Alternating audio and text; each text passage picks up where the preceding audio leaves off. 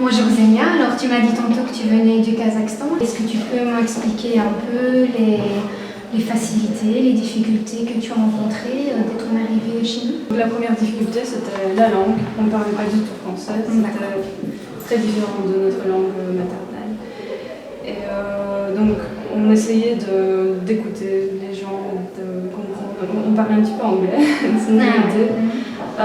Mais je suis tout de suite rentrée à l'école, donc nous sommes arrivés en septembre, et peut-être au mois d'octobre, j'étais déjà placée dans une école. En quelle année ça? En 5e primaire. Normalement, je devais faire 6e primaire, mais on m'a dit que je ne pourrais pas passer le COB pour le secondaire. Donc ils m'ont remis une année, ils m'ont fait doubler une année. Et tu n'as pas eu de problème d'équivalence au niveau scolaire? Peut-être que c'est différent dans ton pays d'origine qu'ici? C'est différent, mais ici ils m'ont placé en fonction de mon âge en fait. Ils m'ont pas demandé, pas de ton niveau scolaire de base là-bas? Sinon, là-bas on a 10 ans d'école, c'est pas séparé, primaire, secondaire, c'est une école de 10 ans. Et on n'avait pas le même rythme non plus. Donc tout ça a changé. T'as pas eu de soucis pour suivre le même niveau des autres camarades de la classe? Non, parce qu'en 10 années, c'est un peu plus dense, on va un peu plus vite, donc je n'ai pas perdu au niveau de... C'était plus ou moins le cours. C'était juste la langue qui manquait pour la compréhension, mais sinon les mathématiques et tout ça, je pouvais me débrouiller. On avait aussi des cours qui n'existaient pas chez nous, par exemple cours de morale, on n'avait pas ça. Par contre, au Kazakhstan, nous avons des cours quand on doit fabriquer quelque chose avec nos mains. Par exemple, les filles vont coudre des vêtements et les garçons vont construire des petites chaises qu'on n'a pas ici. Donc oui, il y a certains cours qu'on n'avait pas et que j'étais un peu surprise. Aussi par rapport aux fêtes de l'école, Halloween et Carnaval, je ne connaissais pas. Il fallait faire le tour des fins. C'était complètement différent. Et je suppose que la culture est assez différente. Tu l'as vécu comment cette différence? Est-ce que ça a vraiment été d'un cran et d'un autre ou ça a été pour ça? Ça a été parce que nous étions... on avait envie d'apprendre la culture de ce pays, donc on était intéressés. Mais c'est vrai que c'était un petit peu difficile, il fallait aller par petites étapes. Quelles ont été tes facilités par contre?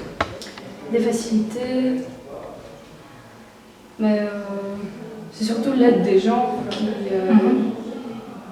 comprennent que tu as des difficultés en tant qu'étranger, donc ils font de leur mieux pour t'expliquer, pour te donner des petites pistes, qui t'expliquent le fonctionnement de l'école. Donc tu as eu de contacts sociaux, on va dire, tu as eu sociaux, des professeurs. D'accord. Si tu devais refaire ton parcours, est-ce que tu le referais de la même manière ou tu changerais certaines choses? Je changerais surtout le fait que, donc en arrivant, je suis allée dans une école où il n'y avait aucun étranger à part moi. Donc je progressais assez vite dans la langue, je répétais après les gens, enfin ça allait beaucoup plus vite. Et puis je suis allée dans une école secondaire où il y avait d'autres étrangers qui parlaient ma langue maternelle. Donc là on a tendance à se regrouper, on fait un peu bande à part, on n'est plus avec les autres et ça déchire un peu les liens avec notre culture et tu te fais plus que des amis de russes par exemple. Donc c'est vrai que là maintenant je comprends que c'était pas très bien. Donc ça j'aurais modifié, oui, mais sinon... Et est-ce que tu aurais quelque chose à dire sur le problème que vivent les étrangers qui viennent chez nous, plus particulièrement les étudiants? Est-ce que tu voudrais dire un mot sur ce qui pourrait être fait, amélioré, pour permettre aux jeunes qui viennent ici juste peut-être leur porter un petit peu plus d'attention. Je vais reparler encore de la langue, mais on m'a beaucoup aidé. Les professeurs m'ont donné des petits livres à lire. Et ils m'ont donné l'envie de lire en français, ça aide énormément. Donc c'est surtout l'attention des gens, quoi, donc.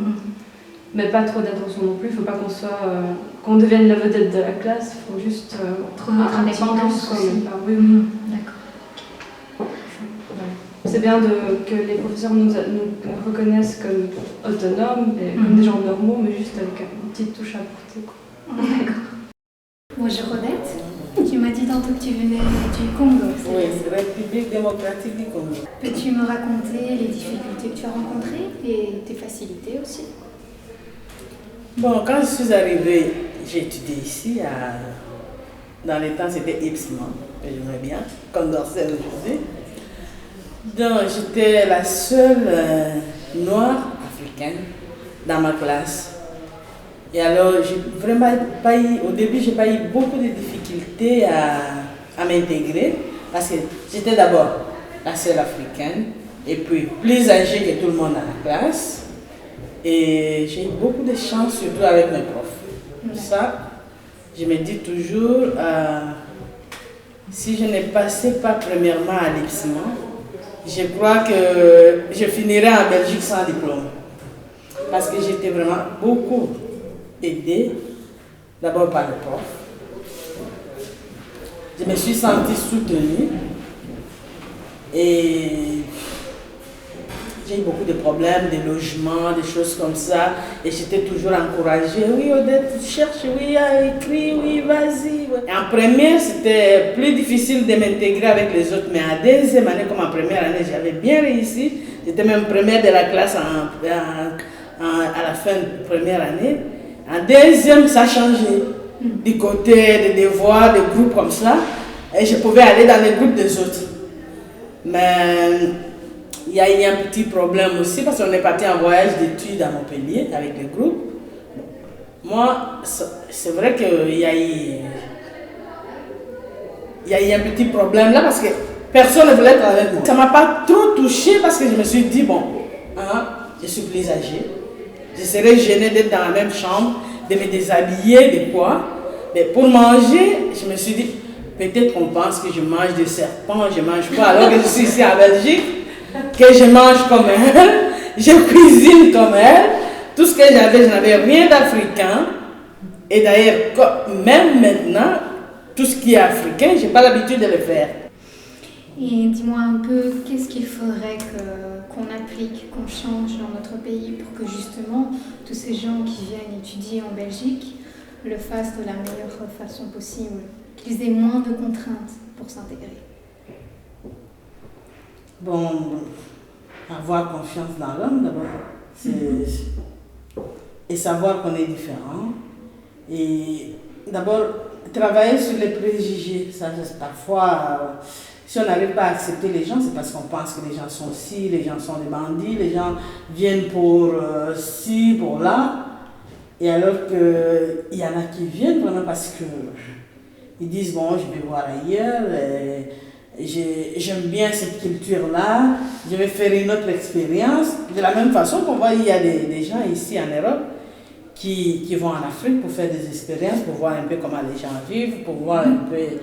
Donc on devrait se respecter comme ça, ne pas d'office dire s'ils viennent, c'est pour ci, pour là. Donc on devrait d'abord s'accepter comme ça. C'est vrai qu'il y a des abus, il y a des gens qui viennent pour profiter ou quoi, mais... Maintenant, on a l'impression qu'on s'arrange vraiment à mettre les gens, à inventer tout ce qu'on peut faire pour rejeter les autres cultures. Et ce n'est pas une solution parce que maintenant, le monde se mélange de plus en plus et puis les choses changent du jour au lendemain. On ne sait pas. Aujourd'hui, c'est l'Europe qui est comme ça. C'est pas demain. On voit bien que l'Europe est en train de mourir. Hein. Si je peux me permettre de le dire, on voit que l'Europe se meurt tout doucement.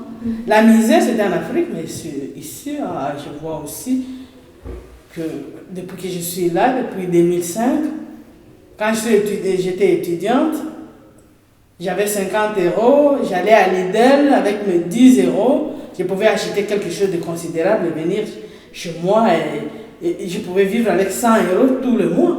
Mais maintenant, je vais à Lidl avec 50 €, j'achète des articles, je n'ai même pas besoin d'un caddie. Donc, on sent bien la misère dans la population. Donc, on ne sait pas. Il faut être ensemble, il faut réfléchir ensemble, voir d'où ça vient. Qu'est-ce qu'il faut faire ensemble pour changer? Moi, je suis arrivée en Belgique en 2008, suite à un regroupement familial. Et actuellement, je suis des cours à la catégorie sociale de la Haute École de Louvain, site de Montigny sur Sambre. Et mon parcours, déjà je suis arrivée, il faut déjà les papiers au départ pour les demandes de visa, l'arrivée et tout se prépare.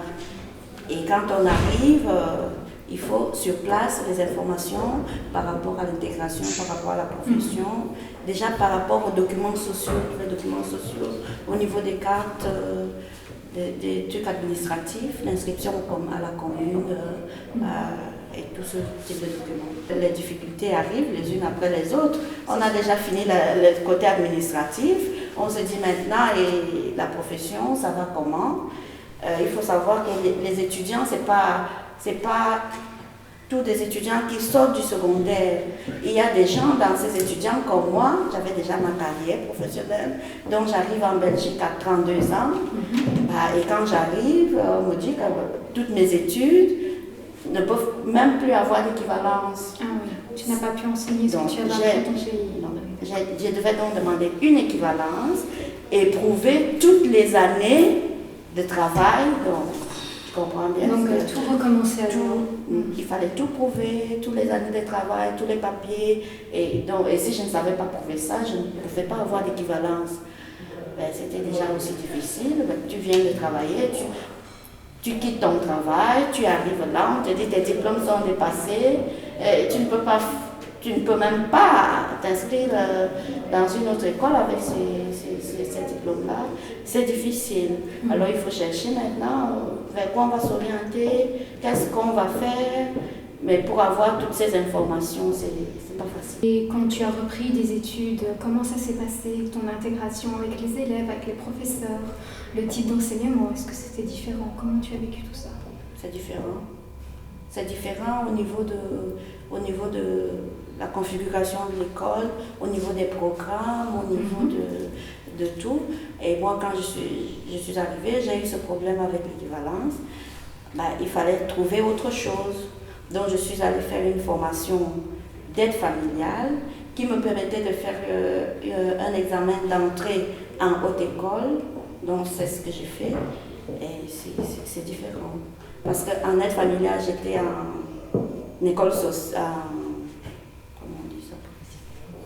en promotion sociale, et que c'est encore différent quand il fallait réintégrer de l'enseignement de jour à temps plein. D'accord. C'est différent.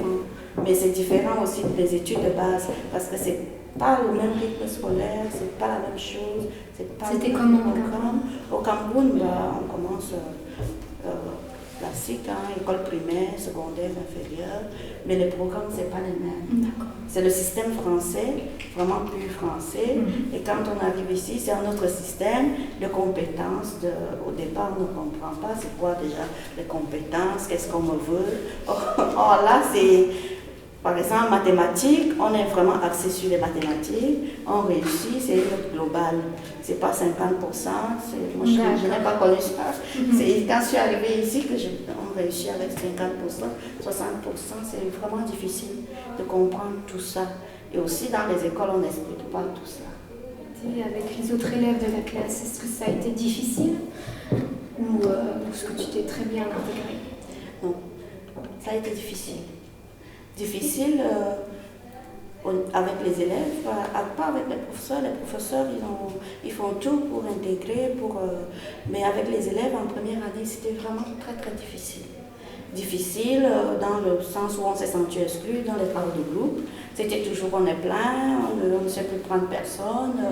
Et alors finalement, on s'est trouvé forcément à un groupe d'Africains.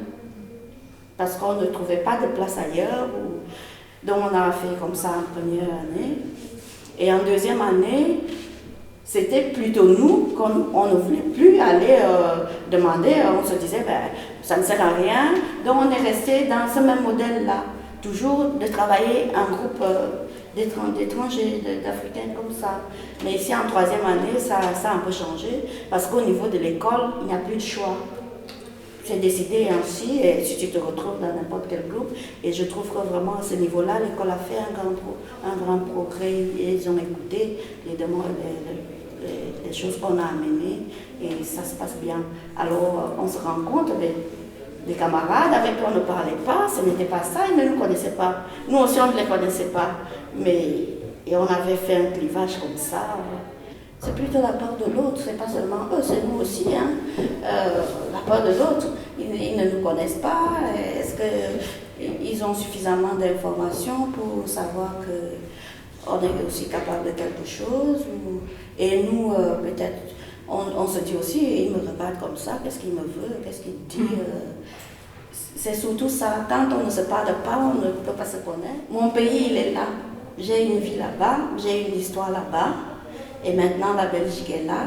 J'ai commencé une nouvelle histoire. Et je suis en train d'écrire une autre partie de mon histoire. Et là, mes enfants sont ici, ils vont à l'école ici. Donc, ça serait difficile que je dise oui, c'est mieux là-bas. Oui, on a toujours une partie de soi là-bas. Parce qu'on a une histoire là-bas. Et puis, on change, on se dit voilà, j'ai commencé autre chose et puis je vais continuer dans cette chose-là. Alors il faut que je m'intègre, il faut que je comprenne comment ça se passe.